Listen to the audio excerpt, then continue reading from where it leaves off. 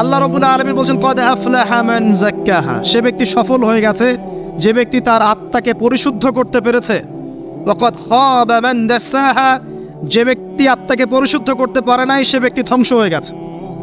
কিভাবে পরিশুদ্ধ করবেন? তিনটা হাদিস আপনাকে আগে শোনাই। এক, আল্লাহ রাব্বুল আলামিনের হাবিব মুহাম্মদ সাল্লাল্লাহু আলাইহি ওয়াসাল্লাম দরুদ পড়েন, বলেন সাল্লাল্লাহু আলাইহি ওয়াসাল্লাম। তিনি বলছেন যে আল্লাহর এমন কিছু বান্দা আছে যারা জান্নাতে প্রবেশ করবে যাদের অন্তরটা হবে পাখির মতো নরম। কার মতো? পাখির মতো। একটা হাদিস শুনলেন। 2 নম্বর হাদিস, আল্লাহর রাসূল সাল্লাল্লাহু আলাইহি ওয়াসাল্লাম বলছেন শহীদদের আত্মা যখন আল্লাহর কাছে পৌঁছায়, আল্লাহ রাব্বুল আলামিন সেই আত্মাগুলোকে সবুজ রঙের কিছু পাখির মধ্যে প্রদান করেন এবং সেই পাখিগুলো আরশের নিচে লণ্ঠন আছে এখানে বসে থাকে এবং তারা জান্নাতের যে কোনো জায়গায় যায়, ঘুরে খাবার খায়, আবার ফিরে আসে। আল্লাহ পাক তাদেরকে বলেন যে তোমরা কি চাও, তোমরা কি চাও? শহীদরা কিচ্ছু বলতে পারে না। কি চাইবো? আল্লাহ এত নিয়ামত দিয়েছেন, কি চাইবো? যখন আল্লাহ বারংবার প্রশ্ন করতে থাকেন তোমরা কি আর কিছু চাও, তোমরা কি আর কিছু চাও, তোমরা কি আর কিছু চাও, তখন শহীদরা শেষে বুঝে যে আমাদের কিছু না কিছু তো বলতে হবে এখন। তখন তারা বলে হে আল্লাহ, আমরা আরো একবার পৃথিবীতে যেতে চাই এবং তোমার পথে জীবন দিয়ে আবার ফিরে আসতে চাই। আল্লাহ পাক বলেন এই সুযোগ তো আর নেই, অতএব তোমাদের আর কিছু চাওয়ার নেই, তোমরা এখানেই থাকো। আরেকটা হাদিস শোনেন, রাসূলুল্লাহ সাল্লাল্লাহু আলাইহি ওয়াসাল্লাম বলেছেন, এই হাদিসটা ওমর রাদিয়াল্লাহু আনহু থেকে এসেছে যে তোমরা যদি, হে মানব জাতি বা হে মুসলিমরা, তোমরা যদি আল্লাহর প্রতি তাওয়াক্কুল করার মতোই তাওয়াক্কুল করতে, ভরসা করার মতোই ভরসা করতে, আল্লাহ পাক তোমাদেরকে পাখিদেরকে যেমন করে রিজিক দেন তোমাদেরকে ঠিক সেইভাবে রিজিক দিতেন। তোমরা কি লক্ষ্য করো না যে পাখিরা খালি পেটে বের হয়ে যায় বাসা থেকে সকালবেলা এবং সন্ধ্যাবেলা ভরা পেটে বাসায় ঢোকে? আপনাকে যে 3টা হাদিস শোনালাম, এই 3টা হাদিসে একটা শব্দ হচ্ছে কমন। শব্দটা কি বলেন? পাখি। পাখি কি? পাখি। আল্লাহ রাব্বুল আলামিন পাখিদের কাছ থেকে আমাদেরকে শিখতে বলছেন এবং বলছেন যে পাখিদের মনটা হয় খুব নরম, খুব সফট এবং তারা আল্লাহর প্রতি তাওয়াক্কুল করে পূর্ণ মাত্রায়। তারা সকালবেলা ভোরবেলা বের হয়ে যায় এবং সন্ধ্যাবেলা বাসায় ফেরে, খালি পেটে বের হয়, ভরা পেটে বাসায় ফেরে। এবং আল্লাহ পাক সবচেয়ে সম্মানিত মওত যেটা শহীদের মওত, সেই শহীদদের আত্মাকে আল্লাহ পাক পাখির রূপ দিবেন। তাহলে পাখিটার বিষয়ে একটা ফোকাস করার দরকার আছে না? আচ্ছা, এখানে আসেন।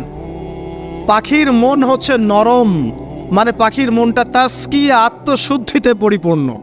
কদ আফলাহা মান যাক্কাহা, সে ব্যক্তি সফল হলো যার হৃদয়টা পবিত্র, নিষ্পাপ, নিষ্কলুষিত হলো, সে ব্যক্তি সফল হবে ইনশাআল্লাহ। একটা কাজ এখানে খেয়াল করেন, পাখিরা সকালবেলা ভোরবেলা বের হয় আর সন্ধ্যাবেলা বাসায় ফেরে। এখনকার মুসলিমদেরকে দেখবেন দুপুরবেলা ওঠে, রাত 3টায় ঘুমায়। কথা কি বুঝেন নাই? পাখির একদম ভোরবেলা ওঠে, যখন ফজরের আজান দিচ্ছে ঠিক তার আগ মুহূর্তে পাখির কিচিরমিচির শুনছেন, তার মানে নামাজের ওয়াক্ত প্রায় চলে যাচ্ছে। তার মানে তার আল্লাহ পাকের হুকুমের সাথেই জেগে ওঠে, সূর্য ডুবে তারা ডুবে যায়। ঠিক এরকম সুন্নত ছিল নবী সাল্লাল্লাহু আলাইহি ওয়াসাল্লামের এবং সাহাবায়ে কেরামের। আজকে 1400 বছর পর মুসলিম জাতি এই সুন্নাহ ভুলে গেছে। আর আমাদের সুন্নত দেখবেন, যদি কোনো রকম উঠেও ফেলি ফজরে, আবার 12টা পর্যন্ত ঘুম, আরো বেশি। আর এই যুব সমাজ যারা আছো তোমরা, কেউই 3টা-4টার আগে ঘুমায় বলে আমার মনে হয় না। অলওয়েজ অনলাইনে পড়ে আছে, টিকটক নিয়ে, ফেসবুক নিয়ে, গার্লফ্রেন্ডের সাথে চ্যাটিং। পাখির মতো হতে পারলে পরে মনটা তো নরম হবে, তারপরে না তাসকিয়া অর্জন হবে। পাখির রুটিনটা কি? ভোরবেলা বের হয় আর সন্ধ্যাবেলা বাসায় ঢোকে। অতএব আমরা যদি রাসূলুল্লাহ সাল্লাল্লাহু আলাইহি ওয়াসাল্লামের সুন্নাহ মতো ওই ভোরবেলা উঠতে পারি আর আর্লি নাইট ঘুমিয়ে যেতে পারি এবং সারাদিন যদি রাসূলের সুন্নাহগুলোর উপর আমল করতে পারি, তাসকিয়া অর্জন হবে ইনশাআল্লাহ। কথা বুঝতে পারছেন? 2, পাখির মতো নরম মন লাগবে। এখনকার আমরা যারা বেঁচে আছি আমাদের মনগুলো কঠিন। কেমন কঠিন? পাথরের মতো কঠিন। আমরা যখন দেখি একটা মাইয়াতকে নিয়ে যাওয়া হচ্ছে জানাজায়, আমাদের কোনো ফিলিংস কাজ করে না। জানাজা যাচ্ছে, জানাজায় দাঁড়িয়ে মোবাইলটা টিপাটিপি করছে। জানাজার সাথে চলছে, কোনো ফিকির নাই যে এই জানাজা আমার হবে কালকে, ওই মোবাইল টিপাটিপি করছে। আমি এমনও দেখেছি, দাফন করা হলো মাইয়াতকে, দাফন করার পরে চারপাশে মানুষজন জড়ো হয়ে গল্প করছে, ভাই আপনার ওই জমিটা কি খবর? আপনার ওইটা কি খবর, বিজনেস কেমন চলছে, চাকরি কি অবস্থা? এই যে মাইয়াতকে পাশে দাফন করলো, কোনো ফিলিংস নাই, কোনো ফিলিংস নাই। আমি আত্মশুদ্ধির কথা বলছি। আত্মশুদ্ধির জন্য আপনার মনটাকে পাখির মতো সফট নরম করতে হবে। যখন আপনি সফট নরম করবেন এবং আত্মশুদ্ধি অর্জন করবেন, তখন দুই ডানা মেলে আপনি আকাশে উঠতে পারবেন ইনশাআল্লাহ। আত্মশুদ্ধি অর্জন না করতে পারলে ডানা কেটে পড়ে যাবে, তখন আর আকাশে উঠতে পারবেন না। কোন আকাশে? ওই যে শহীদের রূহ যে আকাশে চলে গেছে, ওই আকাশ। অতএব মন কেন কঠিন হলো প্রিয় ভাই? এক নাম্বার কারণ, আমরা শিরকের পাপে লিপ্ত আছি। এক নাম্বার, শিরকের পাপে লিপ্ত থাকা অবস্থায় মুসলিমদের মনটা কঠিন হয়ে গেছে। আপনি কি মনে করছেন আমরা শিরক করি না? মুসলিমরাও কবর পূজা করে, দেখবেন মুসলিমরাও দেখবেন অনেক ক্ষেত্রে মাজার পূজা করছে। আমি বলিনি যে অলিয়া উলিয়ার মাজার জিয়ারত করা যাবে না, আমি কথা বলছি না, কিন্তু আপনি মৃত মানুষের কাছে আপনার ভালো মন্দ চাইতে পারেন না। কথা বুঝতে পারেন না? আমরা অবশ্যই অলিয়া উলিয়াদের কবর জিয়ারত করব। এটা আপনাকে মৃত্যুর কথা স্মরণ করাবে। তাদের একটা রব আছে, যেটাকে আমরা প্রভাব বলি, এটা আপনার মধ্যে আসবে। আমরা অবশ্যই জিয়ারত করব। জিয়ারত করতে বলেছেন নবী সাল্লাল্লাহু আলাইহি ওয়াসাল্লাম, কারণ এটা আপনাকে পরকালের কথা কি করবে? স্মরণ করাবে। ওমরা করতে যান, আল্লাহ পাক সবাইকে তৌফিক দান করুন ওমরা হজ করার এবং বড় হজ করার। আমি দোয়া করি। ওখানে সবচেয়ে সেরা যে দৃশ্যগুলো দেখা যায়, তার মধ্যে একটা রাসূলুল্লাহ সাল্লাল্লাহু আলাইহি ওয়াসাল্লামের রওজা। ওখানে গেলে চোখের পানি ঝরে না এমন কোনো মুসলিম নাই, আছে? নাই। আরেকটা সবচেয়ে মন নরম করা একটা দৃশ্য হচ্ছে জান্নাতুল বাকি, যেটা আমরা বাকিউল গারকাত বলি, যেখানে আপনি দেখবেন সাহাবায়ে কেরাম রাদিয়াল্লাহু আনহুমের কবর, যতদূর চোখ যায় তাদের কবর। কবরের কোনো মাজার নাই, সেখানে কোনো তাওয়াফ হচ্ছে না কবরকে কেন্দ্র করে, সেখানে কবরে কেউ ফুল চড়াচ্ছে না, একটা ছোট্ট পাথর দেখা যায়, খেলার কিছু না। পৃথিবীর সবচেয়ে শ্রেষ্ঠ মানুষগুলো সেখানে শুয়ে আছেন। ওখানে গিয়ে দাঁড়াবেন, দেখবেন নিজেকে তুচ্ছ বলে মনে হবে আমি এই পৃথিবীতে আর কি করছি? সেরা মানুষগুলি মাটির নিচে, আমি এখানে কি করছি? তো দেখুন প্রিয় ভাইরা, অবশ্যই অলিয়া উলিয়াদের কবর জিয়ারত করবেন, কিন্তু মৃত ব্যক্তি আপনার কল্যাণ করতে পারবে? অকল্যাণ করতে পারবে? হ্যাঁ, তারা আল্লাহর কাছে সুপারিশ করতে পারবে আল্লাহ পাক যখন তাদেরকে অনুমতি দিবেন। তারপরে আল্লাহ পাক যখন অনুমতি দিবেন, তখন নবী সাল্লাল্লাহু আলাইহি ওয়াসাল্লাম সুপারিশ করবেন, অলিয়া উলিয়াগণ করবেন, আলেম ওলামা করবেন, শহীদগণ করবেন, হাফেজে কোরআন করবেন, অনেকেই করবেন ইনশাআল্লাহ। আল্লাহ পাক আমাদের তাকদীরে এইসব সুপারিশ নসিব করুন বলি না আমি। মুসলিমরা আজকে শিরিক করছে অনেক ক্ষেত্রেই। দেখবেন হাতে একটা এই যে বালা পরে আছে, খুলে না। কেন খোলেন না ভাই? বলে যে এটা খুললে যদি রোগ হয়। রোগ দেওয়ার মালিক কে? ওই বালা না আল্লাহ? এই যে আপনার বিশ্বাস জন্মে নিয়েছে, এই যে বিশ্বাসটা জন্মিয়েছে আপনার হাতের উপরে, এই বালার উপরে, এটাই শিরক, এটাই শিরক। যদি আপনি বিশ্বাস করেন যে এটা হাতে থাকলে আপনি সুস্থ থাকবেন, হাত থেকে খুলে পড়ে গেলে আপনি আর বাঁচবেন না, এই যে কল্যাণ অকল্যাণের মালিক আপনি কাকে করলেন? ওই বালাকে করেছেন, আল্লাহকে করেন নাই। এখানে শিরক হয়ে গেছে, খুবই সূক্ষ্ম শিরক। আপনি নামাজ পড়ছেন মনে করেন, এখন কিছু মানুষ আসলো, এখন দেখছেন যে হুজুর তো আমার নামাজ দেখছে, নামাজটা খুব সুন্দর করে পড়ার চেষ্টা করলেন, লম্বা নামাজ, সেজদায় গিয়ে আর উঠছেন না, খুব সুন্দর নামাজ পড়ছেন। এই যে মানুষকে দেখানোর জন্য নামাজটা পড়ছেন, এটা শিরক। এটা কি? এটাও শিরক। এই যে গণক বসে আছে রাস্তার পাশে, দেখবেন টিয়া পাখি নিয়ে, তারপরে যে কাগজ নিয়ে, আসেন ভাই ভাগ্য পরীক্ষা করে দেই। আরে ভাই, তুমি যদি মানুষের ভাগ্যই পরীক্ষা করতে পারবা, তো তুমি রাস্তার পাশে কেন? তোমার ভাগ্য কেউ পরীক্ষা করেনি কখনো? এতটুকু কমন সেন্স আমাদের নাই। ও যদি আমার ভালো মন্দ করতে পারে বা ভবিষ্যৎ বলতে পারে, তাহলে ও রাস্তার পাশে বসে আছে কি জন্য? ওর তো প্রাইম মিনিস্টার হওয়ার কথা, এখন ওর তো ইলেকশন করার কথা। তো দেখেন, এই যে ওখানে গিয়ে আমরা কি করি?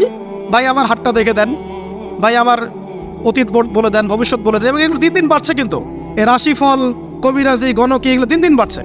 এবং আমি লক্ষ্য করছি দিন দিন আরেকটা জিনিসও বাড়ছে, সেটা হলো জাদুবিদ্যার চর্চা করা। এবং গ্রামে গঞ্জে কুফুরি বাড়ছে না? কুফুরি করা, তাবিজ করা, বিচ্ছেদ করা, স্বামী স্ত্রীর বিচ্ছেদ করা, মেয়েকে বশ করা, সন্তানকে বশ করা বাড়ছে না? সবই শিরক, এগুলো সবই কুফুরি। এগুলো মুসলিমরা করছে না।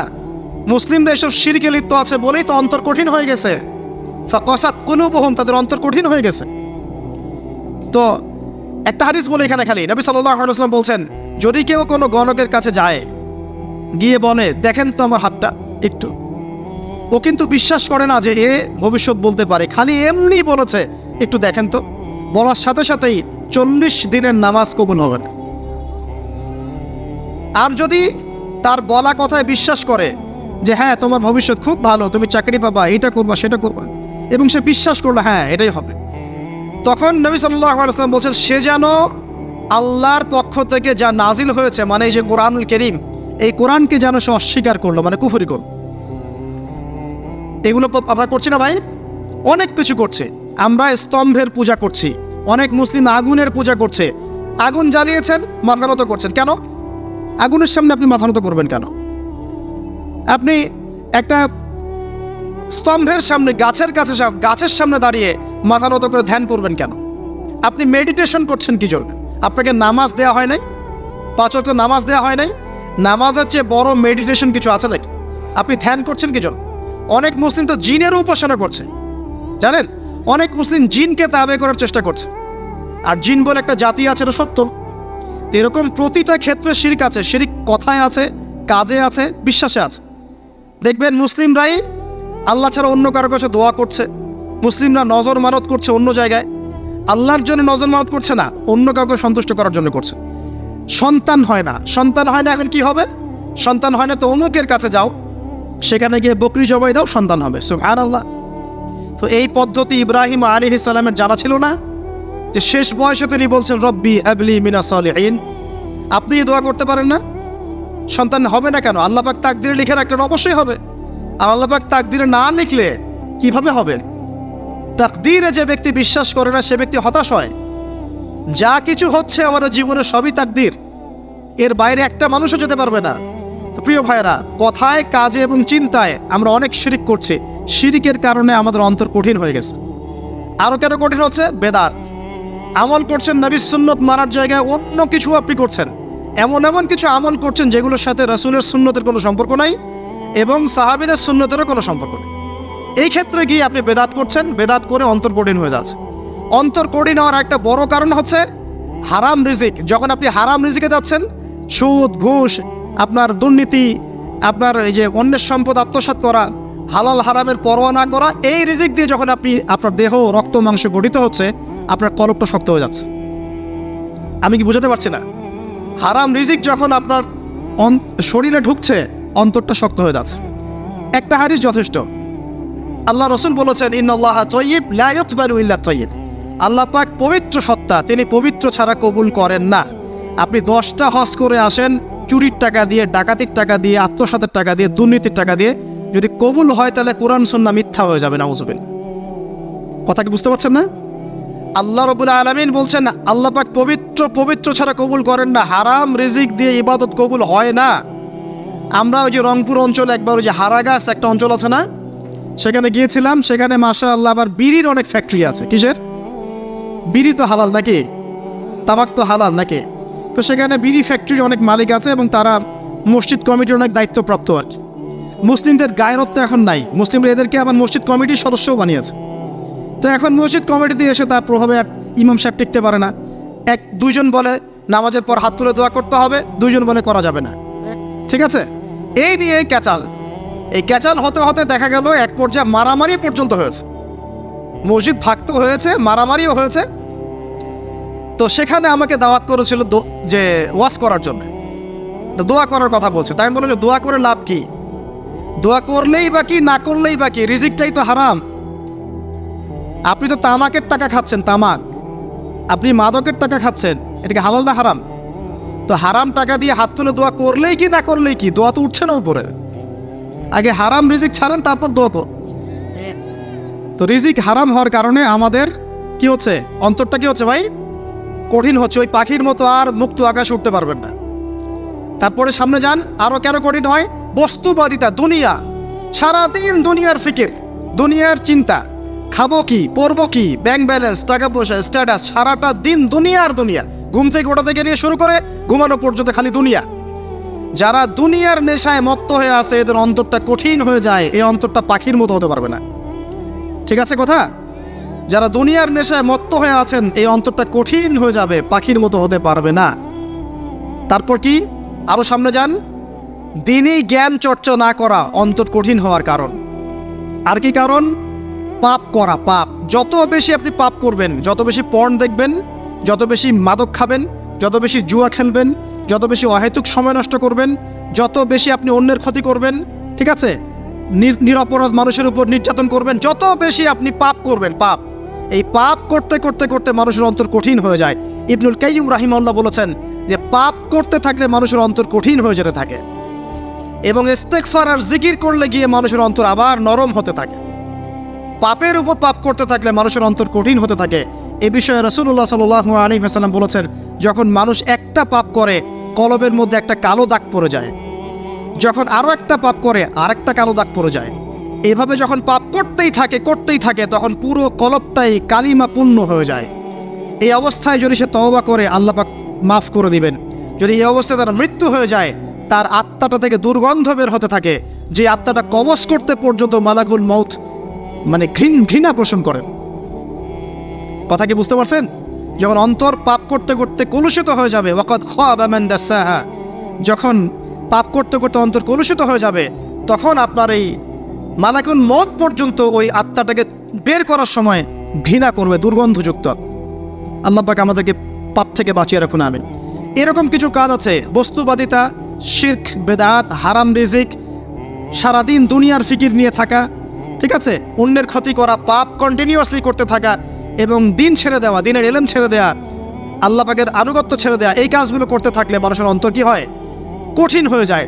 এখন সলিউশন কি বলেন? 5 মিনিটে আমি সলিউশন বলছি, কেমন করে আপনি এটাকে নরম করবেন আর পরিশুদ্ধতা অর্জন করবেন এবং ওই পাখির মতো মুক্ত আকাশে উড়বেন। কিভাবে বলবো? 1 নাম্বার, অবশ্যই শিরক ত্যাগ করতে হবে। কি করতে হবে?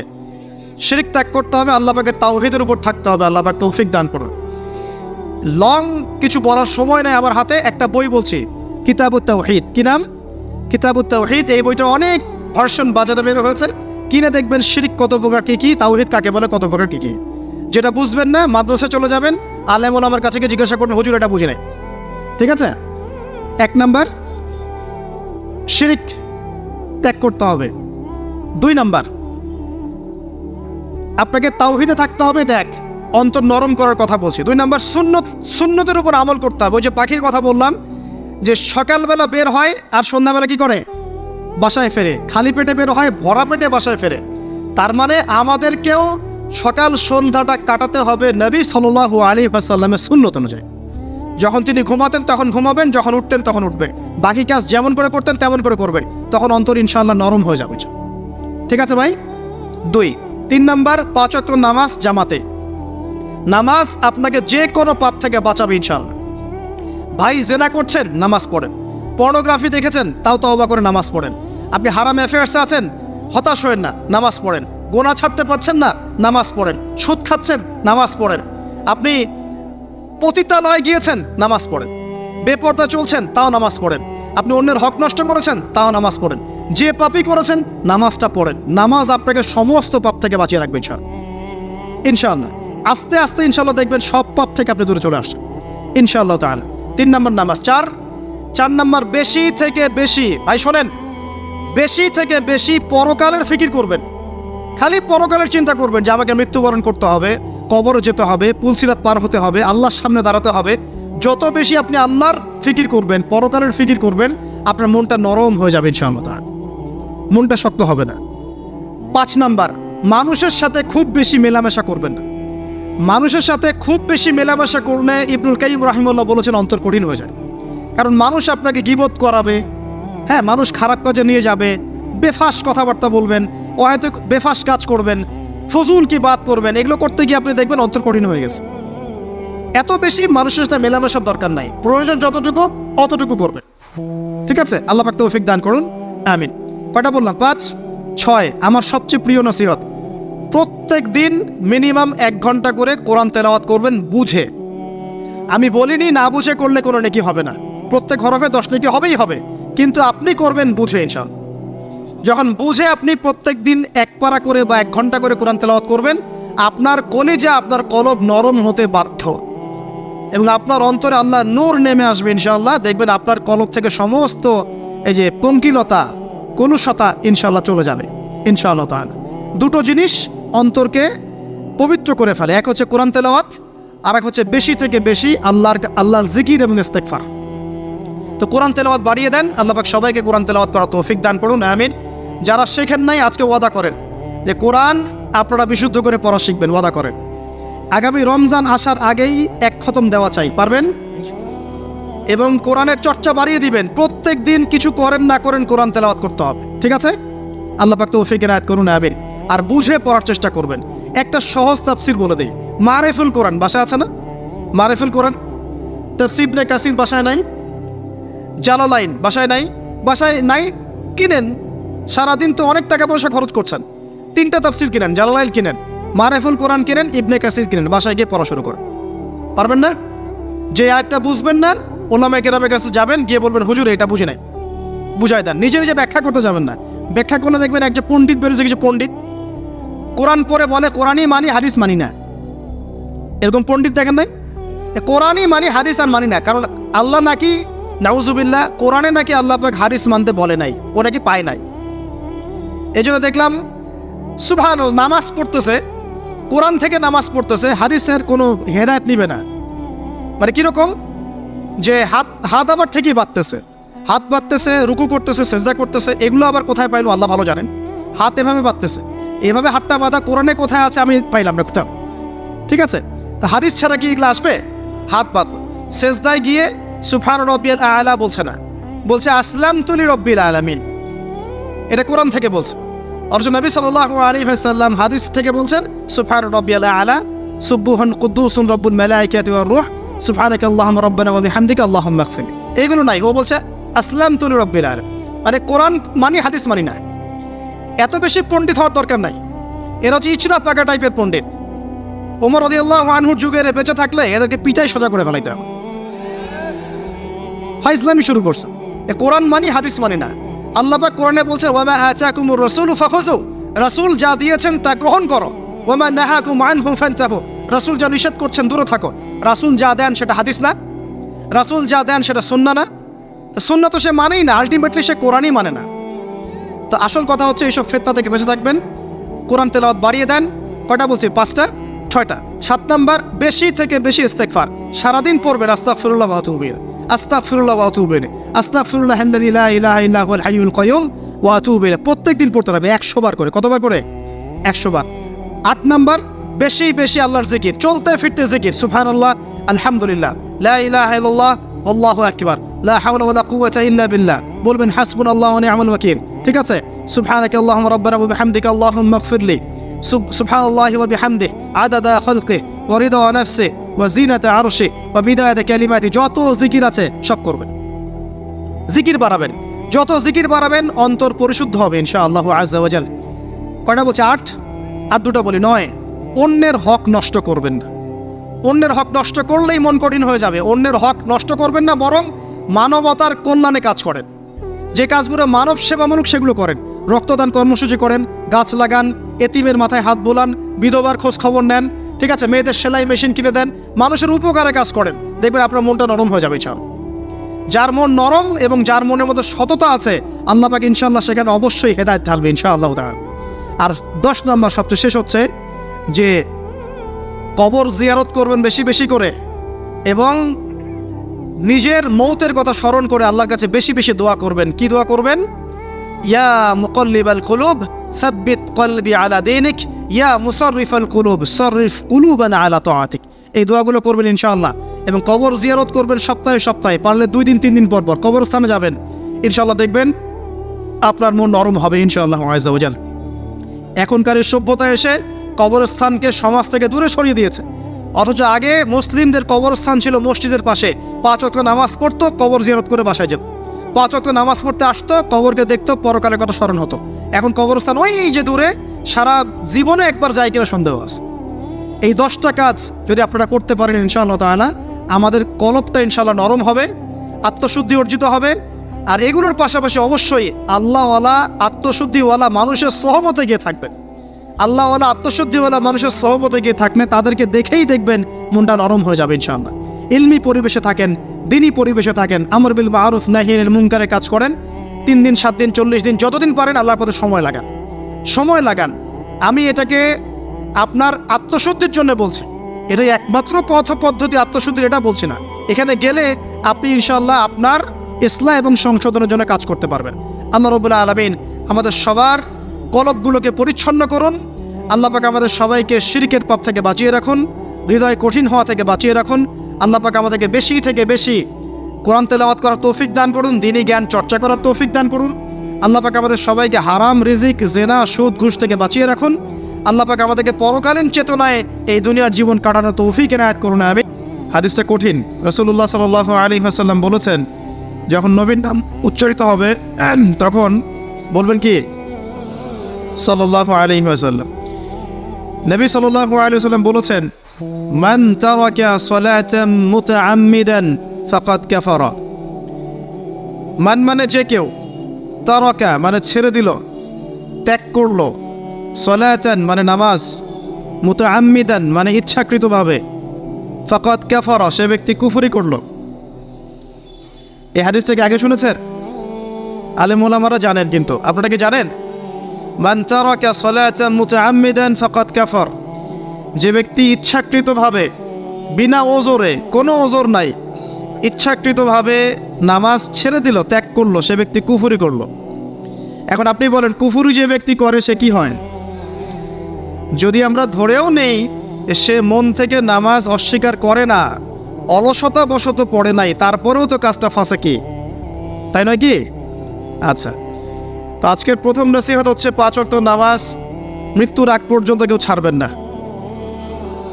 আমার সাথে ওয়াদা করেন যে ইনশাআল্লাহ আগামী যতদিন বেঁচে থাকবো 5 ওয়াক্ত নামাজ জামাতে পড়ার চেষ্টা করব, যদি জামাত না পাই একা পড়ার চেষ্টা করব।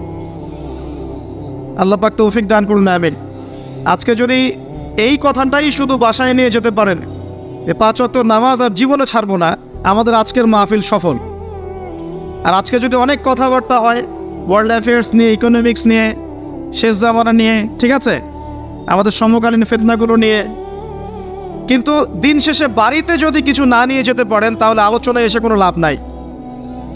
এই ছবি তোলাতুলি, ভিডিও করা, হ্যাঁ, স্লোগান দেয়া, আইওয়াজ শোডাউন করার মধ্যে কোনো ফায়দা নাই। ফায়দা কিসে? কদ আফলাহা মান যাক্কাহা। আল্লাহ পাক সূরা শামসের মধ্যে বলছেন, কদ আফলাহা, সে ব্যক্তি সফল হয়ে গেল। সে ব্যক্তি সফল হয়ে গেল মানে সে জান্নাতে চলে যাবে ইনশাআল্লাহ। কে? মান যাক্কাহা, যে ব্যক্তি তার নফসটাকে, তার এই যে কলব, এটাকে পরিশুদ্ধ করতে পেরেছে, সে ব্যক্তি সফল হয়ে গেল। ওয়াকাদ খাবা মান দাসাহা, আর যে ব্যক্তি তার নফসটাকে পরিশুদ্ধ করতে পারলো না, সে ব্যক্তি ধ্বংস হয়ে গেল। নফস কিভাবে পরিশুদ্ধ হবে এটা আমাদের আজকের আলোচনার টপিক। তার আগে আমরা বলি, 5 ওয়াক্ত নামাজ ছাড়া নফস কখনো পরিশুদ্ধ হবে না। তো আজকে আমরা অনেক যদি আলোচনা করি, বাসায় কিছু নিয়ে যেতে না পারি, তাহলে আলোচনার কোনো লাভ নাই, কোনো ফায়দা নাই। মানুষকে দেখানো, তাকবীর দেয়া, এই যে আমাকে প্রোটোকল দিয়ে নিয়ে আসলেন, ঠিক আছে, ভালোবাসা ভালোবাসার জায়গায়, কিন্তু দিন শেষে যদি আমরা আল্লাহর সামনে আত্মসমর্পণ করতে ব্যর্থ হই, তাহলে এই মাহফিলগুলোর বরকত নষ্ট হয়ে যাবে। আমরা কি চাই যে মাহফিলের বরকত নষ্ট হয়ে যায়? আসরের জামাত আমরা আদায় করেছি, এই জামাত আমাদেরকে শৃঙ্খলা শিখিয়েছে, শেখায় নাই? একজন ইমাম লিড দিলেন নামাজে, আপনারা তাকে ফলো করলেন, তাই নয় কি? এটাই তো হচ্ছে মুসলিম উম্মার বৈশিষ্ট্য। মুসলিম উম্মা হবে শৃঙ্খলাবদ্ধ জাতি, যাদের প্রতিটা কাজ হবে সুশৃঙ্খল। আর আমাদের কাজগুলো কি এখন সুশৃঙ্খল? আমরা কিন্তু উশৃঙ্খল জীবনযাপন করি। দেখবেন ওই যে একটা হাদিস আছে শেষ জামানায়, যে নারী পুরুষের পোশাক পরবে, পুরুষ নারীর পোশাক পরবে। এই যে উশৃঙ্খলতা দেখেন না এখন শেষ জামানায়। আপনি দেখবেন এমন এক শ্রেণীর মেয়ে বের হয়েছে বাজারে, রাস্তাঘাটে, সমাজে, যারা কাপড় পরবে কিন্তু কাপড় পরেও নগ্ন থাকবে। এ কোনো হাদিস আমি বানিয়ে বলছি না, সবগুলো হাদিস সহিহ। এখন দলিল দিতে গেলে অনেক সময় চলে যাবে। তো উশৃঙ্খলতার যুগ, কাপড় পরে থাকাটা তাকওয়ার পোশাক, শালীনতা। আর এখনকার যুগটা চলছে কাপড় খোলার যুগ। কথা ঠিক না ঠিক বলেন? এখন মানুষ কাপড় খুলতে পারলে বেশি কমফোর্ট ফিল করে। আর আপনারা জানেন না, এই মহাবিশ্বে আমাদের পিতা এবং মাতা আদম এবং হাওয়া আলাইহিস সালাম, তাদেরকে সর্বপ্রথম কে নগ্ন করে দিয়েছিল জানেন? ফালাম্মা যাকাশ শাজারা, যখন আমাদের পিতা মাতা ওই গাছের কাছে চলে গেলেন। কোন গাছ? যেটা আল্লাহ পাক বলেছিলেন ফালা তাকরাবা হাযিহিশ শাজারা, ওই গাছের কাছে যখন তারা চলে গেলেন, তার ফল খেয়ে ফেললেন, বাদাত লাহুমা সাওআতিহিমা, তাদের এই যে পোশাকটা, এই পোশাকটা খুলে পড়ে গিয়েছিল এবং লজ্জাস্থান উন্মুক্ত হয়ে গিয়েছে। তো সর্বপ্রথম আমাদের পিতামাতাকে নগ্ন করে দিয়েছিল কে? ইবলিস। এখন যারা মুসলিমদের গা থেকে কাপড় খুলে ফেলতে চাচ্ছে, এরা তাহলে কার অনুসারী? দলিল কি পেয়েছেন? বানিয়ে বলি নাই, সূরা আরাফ পড়েন, পেয়ে যাবেন ইনশাআল্লাহ। কোন সূরা? সূরা আরাফ। প্রথম নসিহত প্রিয় ভাইরা, এই যুগটা হচ্ছে উশৃঙ্খলতার যুগ। এই যুগে মানুষ আল্লাহ পাকের হালালকে খুব কমই পরোয়া করে। আল্লাহর হালালকে মানুষ হারাম করে নিচ্ছে, আর আল্লাহর হারামকে মানুষ হালাল করে নিচ্ছে। আল্লাহ পাকের বিশাল একটা হারাম হচ্ছে সুদ বা রিবা, আর এখন আমাদের উপর রিবা হয়ে গেছে ওয়াজিব। নাউজুবিল্লাহ। একটা দেশ নাই যেটা সুদমুক্ত, একটা জেলা পাবেন না সুদমুক্ত, একটা গ্রাম, থানা, ইউনিয়ন পাবেন না সুদমুক্ত। নবীজি এই যুগের কথাই হয়তোবা বলেছেন, যে যুগে মানুষ সুদ থেকে বেঁচে থাকতে চাইলেও সুদের ছিটা ফোঁটা গিয়ে তার গায়ে লাগবে। মনে করেন আপনি একটা কনস্ট্রাকশন করেছেন, একটা সুদী প্রতিষ্ঠান থেকে লোন নিয়েছেন, এখন আপনি ওই কনস্ট্রাকশনটা ভাড়া দিয়েছেন। সেখানে মনে করেন আমি ভাড়া নিয়েছি, আমি আপনাকে মাসে মাসে ভাড়া প্রদান করছি, আপনি সেই ভাড়ার টাকাগুলো কালেক্ট করছেন, করে সেই প্রতিষ্ঠানের লোন শোধ করছেন। প্রত্যক্ষভাবে না হলেও আমি কিন্তু পরোক্ষভাবে সুদে হেল্প করছি। আমি বুঝাতে পারছি না মনে হয়। এর বাইরে 1% মানুষ এখন পৃথিবীতে নাই যে ব্যক্তি রিবা থেকে বাইরে, ইচ্ছাকৃত হোক অনিচ্ছাকৃত হোক। আর এই প্রসঙ্গ আসলে আমি 2-4টা কথা না বলে থাকতে পারি না। সেটা হলো, নবী সাল্লাল্লাহু আলাইহি ওয়াসাল্লাম বলেছেন, রিবার 73টা শাখা আছে পাপের, তার মধ্যে সবচেয়ে নিচু শাখা হচ্ছে নিজের মাকে বিয়ে করা। সহিহ বুখারীর একটা বর্ণনা এসেছে, যে ব্যক্তি 1 দিরহাম সুদ খায়, দিরহাম কি? রৌপ্য মুদ্রা। কোথায় আছে? জাদুঘরে। কোথায় আছে? মার্কেটে আছে। রৌপ্য মুদ্রা দেখেছেন জীবনেও? স্বর্ণ মুদ্রা দেখেছেন? কোরআনে আছে, হাদিসে আছে, মার্কেটে নাই। কেন মার্কেটে নাই? কারণ পশ্চিমারা স্বর্ণ এবং রৌপ্য মুদ্রাকে হারাম করে দিয়েছে। পশ্চিমারা স্বর্ণ এবং রৌপ্য মুদ্রার ডিলিংসটাকে মার্কেট থেকে উঠিয়ে দিয়েছে। এই জন্য আপনি মার্কেটে গোল্ড কয়েন এবং সিলভার দিরহাম পাবেন না। কিন্তু আল্লাহর রাসূল সাল্লাল্লাহু আলাইহি ওয়াসাল্লামের যুগে এটা ছিল। এখন অনেক মানুষ দেখবেন বেদাত নিয়ে কথা বলে একদম ফেনা বের করে ফেলছে। অর্থনৈতিক সেকশনের বেদাত চোখে পড়ে নাই। এখন বলতে পারে এটা তো দুনিয়াবি বিষয়। বাস্তবিক অর্থে এটা দুনিয়াবি বিষয় নয়। কারণ এই পেপার মানির মধ্য দিয়ে, ইলেকট্রনিক মানির মধ্য দিয়ে আপনার সম্পদকে সিজ করে চুষে খাওয়া হচ্ছে, আপনি বুঝতে পারছেন না। এখন প্রতারণা করা কি জায়েজ না জায়েজ? শোয়েব আলাইহিস সালামের নাম শুনেছেন? একটা কম ছিল মাদিয়ানে, শোয়েব আলাইহিস সালামের কম। এই কম সম্পর্কে আল্লাহ পাক যখনই কথা বলেছেন তখনই তাদের একটা দোষ উল্লেখ করেছেন। সেটা কি? সেটা হচ্ছে যে তোমরা অন্যায়ভাবে মানুষের সম্পদ আত্মসাৎ করো না। তোমরা অন্যায়ভাবে মানুষের সম্পদ আত্মসাৎ করো না। এই কাজটা করতো শোয়েব আলাইহিস সালামের কম, এবং তারা মাপে কম দিত, জনগণের অর্থ সম্পদ লুটে পুটে খেত। আল্লাহ রাব্বুল আলামিন তাদেরকে ভূমিকম্প দিয়ে ধ্বংস করে দিয়েছে। এখন এই পুরো মনিটারি সিস্টেম যেটা চলছে, এর মধ্য দিয়ে গরিব যে দেশগুলো আছে, স্বল্প উন্নত দেশ বা মধ্যম পর্যায়ের দেশ বা আরও নিম্ন পর্যায়ের অর্থনৈতিক সেকশনে, তাদের রক্তগুলো চুষে চুষে খেয়ে একটা সভ্যতা আজকে বিশাল বিশাল অট্টালিকা নির্মাণ করেছে। এই যে অন্যের রক্ত চুষে নিজে বড়লোক হওয়া, এটা কি হালাল না হারাম? এ কারণেই এই মনিটারি সিস্টেমের মধ্যে হারাম আছে। এই যুগটা সেই যুগ যেখানে মানুষ আল্লাহর হারামকে হালাল করে নিয়েছে আর হালালকে হারাম করে নিচ্ছে। রিবা একটা টাটকা হারাম, আমরা এটাকে হালাল করে ফেলেছি।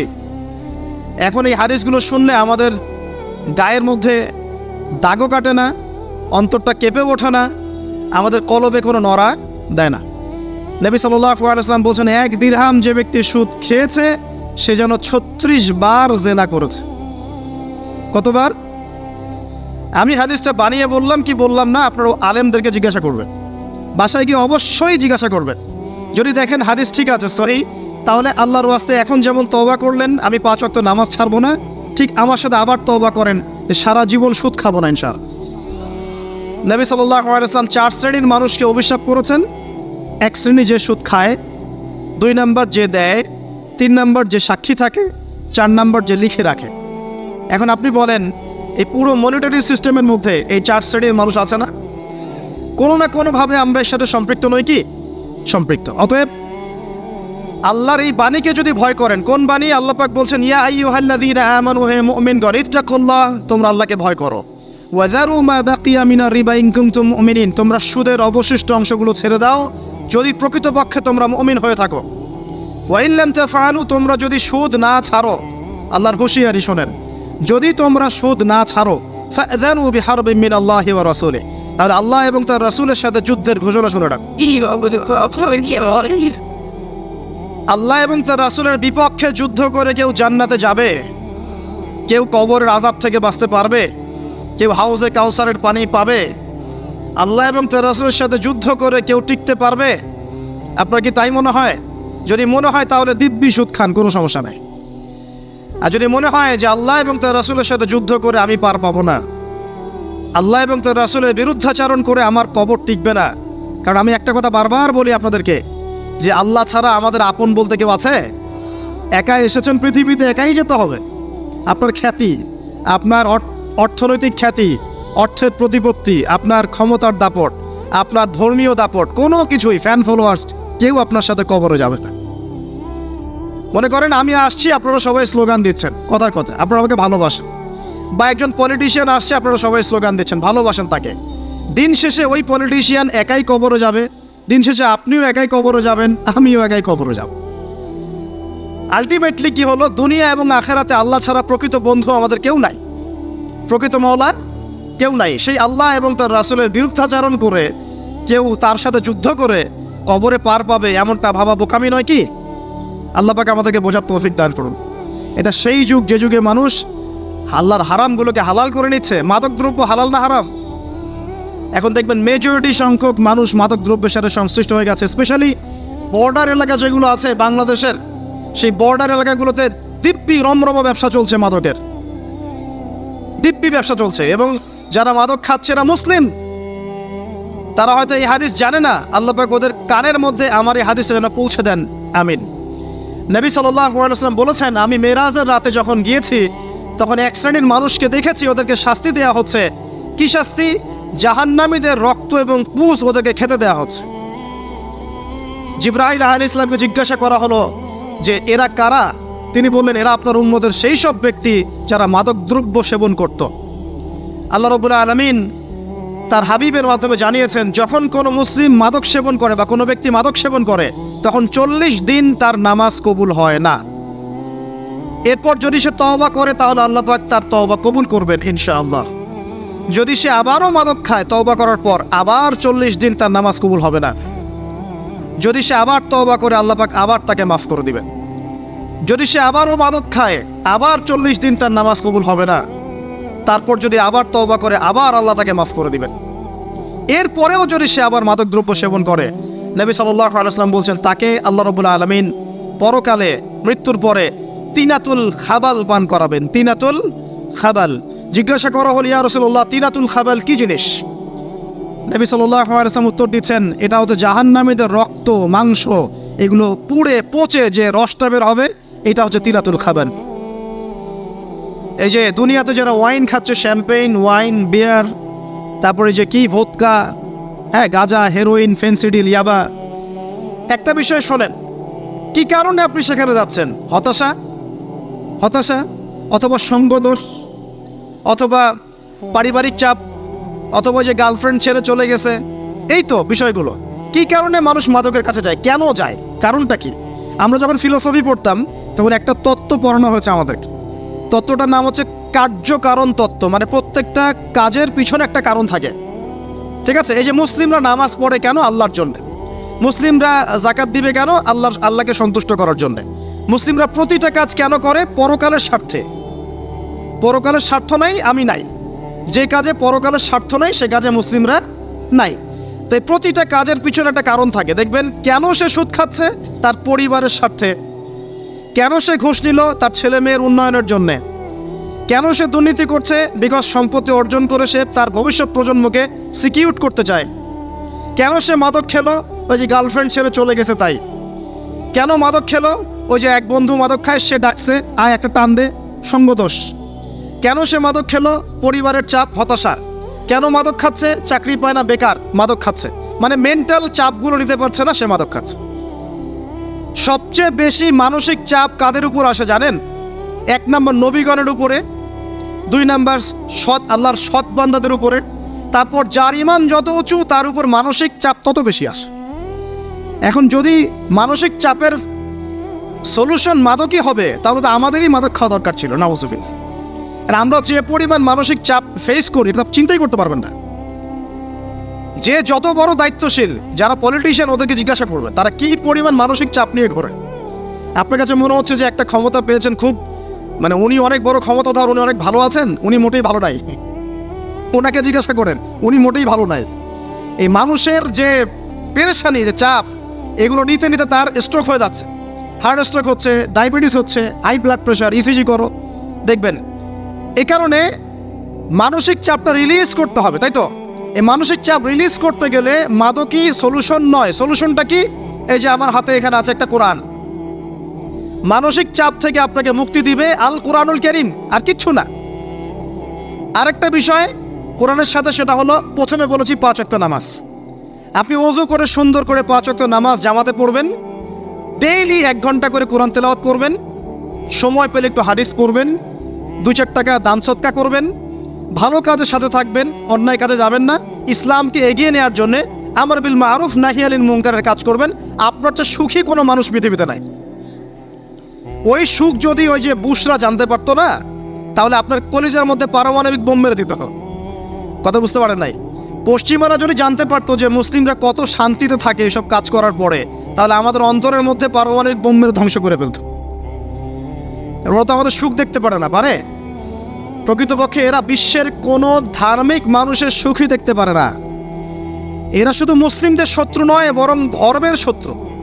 যারাই ধর্মকে বুকে আগলে রেখে পালন করতে চায়, হোক সে সনাতন ধর্ম বা আমাদের হিন্দু ভাইরা বা খ্রিস্টানিজম বা বুদ্ধিজম, হ্যাঁ, বা মুসলিম আমরা যারা আছি, যারা ধর্মতাত্ত্বিক চিন্তা করে এবং প্রত্যেকেই যদি যার যার ধর্ম ঠিকঠাক মতো পালন করে, সমাজে কিন্তু ফিতনা থাকার কথা নয়।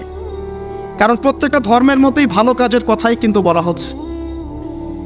তো যারা ধার্মিক, এদের বিরুদ্ধে তারা লেগে পড়ে এবং তারা চায় সারা বিশ্বের মধ্যে ফাসাদ সৃষ্টি করতে। কাদের খাসলত সারা বিশ্বে ফাসাদ সৃষ্টি করা?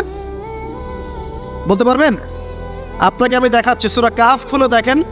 যুলকারনাইন একজন বাদশাহ, তিনি মাশরিক মাগরিব সব জয় করেছেন, মানে পূর্ব পশ্চিম পুরোটাই তার রাজত্ব। এত দাপট ছিল সেই বাদশার যে যেদিক দিয়ে যাবে সেনাবাহিনী নিয়ে সেদিকটাই জয় করে ফেলবে। সুবহানাল্লাহ। এবং তিনি উদ্ধত অহংকারী ছিলেন না, তিনি আল্লাহর অনুগত বান্দা ছিলেন। একটা কওমের মধ্যে গেলেন, সেই কওমটা ছিল পাহাড়ের মাঝখানে, 2 পাহাড়ের মাঝখানে। এখন ওই কওম তাকে বলছে, ইয়া যুলকারনাইন, হে যুলকারনাইন, ইন্না ইয়াজুজ ওয়া মাজুজ মুফসিদুনা ফিল আরদ। ভালো করে বোঝেন, হে যুলকারনাইন, নিশ্চয়ই ইয়াজুজ আর মাজুজ এই 2 শ্রেণীর মাখলুক, তারা পৃথিবীতে ফাসাদ সৃষ্টি করে বেড়াচ্ছে। কি করছে? সারা পৃথিবীতে ফাসাদ সৃষ্টি করে বেড়াচ্ছে। ফাহাল নাজআলু লাকা খরজান আলা আন তাজআলা বাইনানা ওয়া বাইনাহুম সাদ্দা। হে যুলকারনাইন, আমরা কি আপনাকে ট্যাক্স দিব, কর দিব, যে আপনি ওদের আর আমাদের মাঝখানে একটা প্রাচীর নির্মাণ করে দিবেন, যে ওরা আমাদের কাছে আর আসতে পারবে না? কারা এটা? ইয়াজুজ আর মাজুজ। এই ইয়াজুজ আর মাজুজকে যুলকারনাইন আলাইহিস সালাম তিনি প্রাচীর নির্মাণ করে দিলেন লোহা এবং এই যে তামা দিয়ে। এরপর তারা আর ওই কওমের ক্ষতি করতে পারলো না। কিয়ামতের আগে আগে তারা বের হয়ে আসবে এবং সারা বিশ্বে ফাসাদ সৃষ্টি করবে।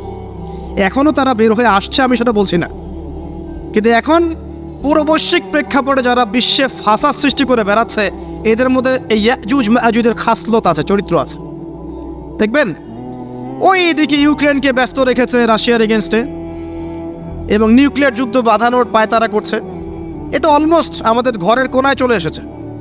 নকিং অ্যাট দ্য ডোর বলে একটা কথা আছে ইংরেজিতে, একদম ঘরের কোনায়। যে কোনো মুহূর্তে দেখবেন ওয়ার্ল্ডে একটা ম্যাসাকার সৃষ্টি হয়ে গেছে আর কি। ওইদিকে তাইওয়ানকে ব্যস্ত রেখেছে চায়নার এগেনস্টে, ওইদিকে ইসরায়েলকে ব্যস্ত রেখেছে প্যালেস্টাইনিদের এগেনস্টে, এদিকে দেখবেন যে ইরাকে ব্যস্ত রেখেছে এই কন্টিনেন্টকে ISIS দিয়ে।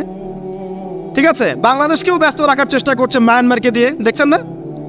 তো পুরো বিশ্ব জুড়ে এদের এজেন্ডা হচ্ছে সারা বিশ্বে আমরা ফাসাদ সৃষ্টি করে মানব জাতিকে কমিয়ে ফেলবো, মুসলিমদেরকে ধ্বংস করব, মুসলিম যুবকদেরকে পর্ন দেখাবো, ওদেরকে মাদক খাওয়াবো, ওদের মধ্যে জেনা, অশ্লীলতা, পরকীয়া ছড়িয়ে দিব, হ্যাঁ, এবং মহামারী ছড়িয়ে দিব, দিয়ে মুসলিম জনসমষ্টিকে কমিয়ে নিয়ে আপোষে ক্রন্দলে লাগিয়ে দিয়ে আস্তে আস্তে আমরা বিশ্বে শাসন করতে হবে, এদেরকে ডমিনেট করে দিই। এবং এই এজেন্ডা বাস্তবায়নের দিকে তারা এগিয়ে যাচ্ছে সুকৌশলে। আর আমরা কি করছি ভাই? আমরা শুধু কাজ যতটুকু না করছি তার চেয়ে বেশি আমরা আইওয়াসা শোডাউন করছি। দেখেন, বেশিরভাগ মানুষ আমাদের নামাজের খবর নাই, বেশিরভাগ মানুষ তাজকি আত্মশুদ্ধির খবর নাই, ভালো আলেমের কাছে এসে পড়ে থাকবে কোনো খবর নাই, কোরআন পড়া শিখবে এসবের খবর নাই। যেগুলো করলে কোনো সমস্যা হয় না বা অল্প পরিশ্রমে করা যায়, ওই যে ঘরের মধ্যে শুয়ে শুয়ে ফেসবুকে 2 লাইন লেখা যায়, খুব সহজ, লিখলেন আবার শুয়ে গেলেন, কোনো সমস্যা নাই। কোনো কনস্ট্রাকটিভ সুদূর প্রসারী কাজ আমাদের হচ্ছে না, যেটা হচ্ছে এটা প্রয়োজনের তুলনায় নিতান্তই নগণ্য। এই কারণে আমাদের যারা দিন, আমরা যারা বুঝি, যাদের মধ্যে ইসলামের চেতনা আছে, ইসলামকে ভালোবাসি, আমরা যারা চাই দিন এগিয়ে যাক, আমাদের কনস্ট্রাকটিভ কাজ করতে হবে, মানে সুদূর প্রসারী কাজ করতে হবে। শৈথিল্যতাবাদীও হবেন না, আবার চরমপন্থীও হবেন না, মধ্যমপন্থী হয়ে ইসলামকে, কোরআনকে এবং হাদিসকে হাতে নিয়ে উম্মার ঐক্যের স্বার্থে, দেশ জাতি জনগণের ঐক্যের স্বার্থে এগিয়ে যান। আল্লাহ পাক আপনাদের হাতকে শক্তিশালী করুন, দোয়া করে। এখানে খুব স্মার্ট হতে হবে এবং বেসিক কাজগুলো খুব বেশি করে করতে হবে। বেসিক কাজ কি ভাই? বেসিক কাজ হচ্ছে আপনার নামাজ, বেসিক কাজ আপনাকে কোরআন শিখতে হবে, বেসিক কাজ আপনাকে আরবি শিখতে হবে, বেসিক কাজ আপনি যেখানে পড়াশোনা করছেন এই পড়াশোনা করে ওই জ্ঞানটাকে দিয়ে ইসলামের খেদমতে আপনাকে কল্যাণে কাজ করতে হবে। বেসিক কাজ যেখানে আপনাকে আল্লাহ পাক দায়িত্ব দিবেন সেখান থেকেই আপনাকে দিনের খেদমত করতে হবে। ডক্টর হন, দিনের খেদমত করেন, ইঞ্জিনিয়ার হন, দিনের খেদমত করেন, পলিটিশিয়ান হন, কোনো আপত্তি নাই, আমরা আপনাকে ভোট দিব ইনশাল্লাহ, আমরা আপনাকেই ভোট দিব ইনশাল্লাহ। আপনি ওখানে গিয়ে দিনের খেদমত করেন, আল্লাহ পাক তৌফিক দান করুন। কথা কি বুঝতে পারছেন? ইসলাম ক্ষমতা জোর করে আদায় করে নেওয়ার জন্য আসে নাই। আবু যার রাদিয়াল্লাহু আনহু কি বলছেন জানেন? আবু যার রাদিয়াল্লাহু আনহুকে নবী সাল্লাল্লাহু আলাইহি ওয়াসাল্লাম বলছেন, আবু যার তুমি দায়িত্ব চেয়ে নিও না, কারণ যদি তুমি দায়িত্ব চেয়ে নাও তখন আল্লাহর পক্ষ থেকে তোমাকে সাহায্য করা হবে না, আর যদি মানুষ তোমাকে দায়িত্ব দেয় আল্লাহ তোমাকে সাহায্য করবে। কত চমৎকার সিস্টেম ইসলামের। আর এখন আমরা কি করি? আমাকে দেন, ও ভালো না আমি ভালো, ওরা সব খারাপ আমি ভালো। বুঝতে পারছেন না কিয়ামতের মাঠে কি কঠিন হিসাবটা দিতে হবে। আল্লাহ পাক আপনাদেরকে বোঝার তৌফিক দান করুন। এগুলো কল্যাণকর নয়, আপনার জন্য অকল্যাণ হতে পারে। তবে হ্যাঁ, যদি আপনার মধ্যে ঈমান থাকে, আপনার মধ্যে যোগ্যতা থাকে, অবশ্যই আপনি দায়িত্ব চেয়ে নেবেন এবং ইনশাআল্লাহ তখন আমরা আপনাকে দায়িত্ব দিব, আমরা আপনাকে ভোট দিব, আপনি জনগণের শাসন কার্য পরিচালনা করবেন, আল্লাহ আপনার হাতকে শক্তিশালী করবেন ইনশাআল্লাহ। আল্লাহ পাক আমাদের নিচু থেকে উঁচু মহলের সবাইকে হেদায়েত দান করুন, দোয়া করি আমি। ইসলাম কারো শত্রু নয়। মুসলিমের রক্ত ঝরানোর জন্যে, কল্লা কাটার জন্য আমরা কিন্তু পৃথিবীতে আসি নাই। আমরা আমাদের আসল শত্রুদেরকে চিনতে ভুল করেছি, এই কারণে আমরা আপোষে হানাহানি কাটাকাটির মধ্যে লিপ্ত আছি। এই যে সামনে যে কি হবে আল্লাহ ভালো জানেন, দেখবেন কত মানুষ যে মুসলিম মারামারি করে মারা যাবে আল্লাহ ভালো জানেন। এগুলো কাম্য নয়, আল্লাহ পাক আমাদেরকে বোঝার তৌফিক দান করুন। দেখুন ভাই, এই যুগের কথা বলতে গিয়ে এখানে আসলাম। ওই যে যুলকারনাইন যে ইয়াজুজ মাজুজের কথা বললো, এখনকার বিশ্ব যারা পরিচালনা করে দেখবেন তাদের মধ্যে ওই ফাসাদ সৃষ্টি করার এই খাসলতটা থেকেই গেছে। সারা বিশ্বেরা ফাসাদ সৃষ্টি করছে। আমি কিন্তু বলিনি এরা ইয়াজুজ মাজুজ, কথাকে আবার অন্যদিকে নিয়ে যায় না, আমি কিন্তু এই কথা বলি নাই। আমি বলছি তাদের মধ্যে এই চরিত্র দেখা যায়। এই যুগ সেই যুগ যখন আপনি মাদককে হালাল করে নিচ্ছেন, রিবাকে হালাল করে নিচ্ছেন, বেহায়াপনাকে হালাল করে নিচ্ছেন, কাপড় খোলাকে হালাল করে নিচ্ছেন। আপনি মুসলিম হয়েও দেখবেন শিরকে লিপ্ত আছেন, সুন্নতে লেবাস আছে কিন্তু আকীদার মধ্যে বেদাত থেকে গেছে। আপনি মুসলিম হয়ে হালাল হারাম রিজিকের পরোয়া করছেন না, দিনের বেসিক জিনিসগুলো শিখছেন না। আল্লাহ পাক এই যুগের ফিতনাগুলো থেকে আমাদের মুসলিমদেরকে হেফাজত করুন, আমিন। কিভাবে সাফল্য অর্জন করবেন আমি একটা পয়েন্ট আজকে উল্লেখ করে এই পয়েন্ট থেকে আলোচনা গুটিয়ে নিব ইনশাআল্লাহ। আমি জাস্ট একটা পয়েন্ট বলছি আপনাকে।